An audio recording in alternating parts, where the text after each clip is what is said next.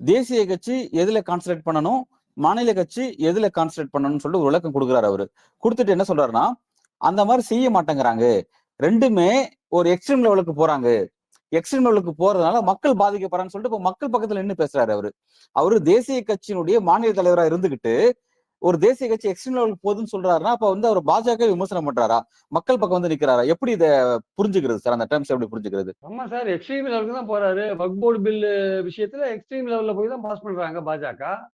அவங்க எக்ஸ்ட்ரீம் லெவலுக்கு ஏன் போறாங்க? நாட்டுல 20% இருக்கிற ஒரு கம்யூனிட்டியோட லேண்ட வந்து புடுங்க பார்க்குறாங்க. அது எக்ஸ்ட்ரீம் லெவல் தான் அது ஆக்சுவலா. அடுத்தது இன்னும் ஒரு 3% இருக்கிற கிறிஸ்டியன்ஸோட லேண்ட புடுங்க பார்க்குறாங்க. அது ஒரு எக்ஸ்ட்ரீம் தான். அப்ப நீங்க பெரும்பான்மைக்கான விஷயங்கள நீங்க கொண்டு போறீங்கல்ல. பெரும்பான்மை மதத்துக்கான விஷயங்கள கொண்டு போறீங்கல்ல. நீங்க வந்து அ ஜாதி ரீதியான கணக்கெடுப்புக்கு எதிரா இருக்கீங்க.